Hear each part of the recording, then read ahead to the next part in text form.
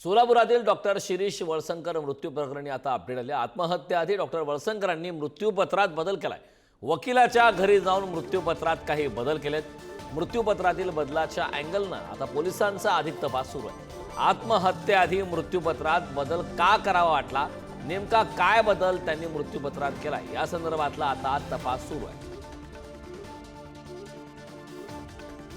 या संदर्भात ताजी अपडेट देण्यासाठी आपले प्रतिनिधी अनिकेत गायकवाड आपल्या सोबत जोडले। अनिकेत, आपण पाहतोय डॉक्टर शिरीष वळसंकर जे पश्चिम महाराष्ट्रातलं एक मोठं नाव वैद्यकीय क्षेत्रातलं, त्यांनी आत्महत्या केली, खळबळ उडाली। मात्र आता एक महत्त्वाची अपडेट आहे की आत्महत्येपूर्वी त्यांनी त्यांच्या मृत्यूपत्रात बदल केलाय। वकिलाकडे जाऊन काय अधिकची माहिती आहे?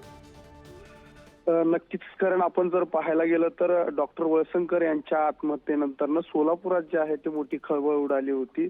खरं तर 3 दिवसापूर्वी सोलापुरात त्यांच्या आत्मविषयी जे आहे ते अनेक चर्चा झाल्या। मात्र आता डॉक्टर वळसंकर यांच्या आत्महत्ये प्रकरणी आता एक मोठी अपडेट आपल्या समोर येते की त्यांनी आत्महत्या करण्यापूर्वी ते त्यांच्या वकिलांच्या घरी गेले होते आणि त्यांनी त्यांच्या आपल्या मृत्यूपत्र जो आहे त्या मृत्यूपत्रात बदल केल्याची माहिती आता मिळते आपल्याला। त्यामुळे एकंदरीत आपण जर बघितलं गेलं तर डॉक्टर वळसंकर जे आहेत त्या अगोदरपासूनच आत्महत्येच्या तयारीत होते का? त्यांनी मृत्यूपत्रात का बदल करावासा वाटला? नेमका त्यांनी मृत्यूपत्रामध्ये का बदल केला?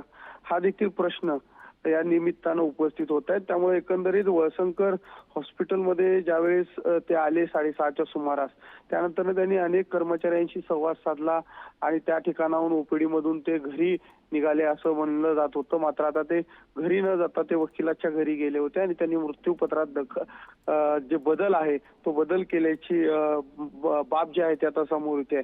खर तर वेगवेगळ्या तर्कवितर्क जे आहे त्या मृत्यू प्रकरणी दिवसेंदिवस वाढत जात आहेत। या अगोदरच जे एक महिला आरोपी आहे त्या ठिकाणातील प्रशासकीय अधिकारी म्हणून काम करायची ती मनीषा मुसळे माने, तिला पोलिसांनी 3 दिवसाची कोठडी दिलेली आहे न्यायालयाने आणि आता पोलीस जे आहे त्याबाबत कसून जो आहे तो तपास करतायत। त्यामुळे एकंदरीत आपण जर बघितलं गेलं तर ते त्यांनी घरी न पोचता वकिलांकडे जाऊन मृत्यूपत्रात कोणकोणता बदल केलेला आहे आणि मृत्यूपत्र बदल करावा का वाटला असा देखील प्रश्न आता या ठिकाणी उपस्थित होतोय।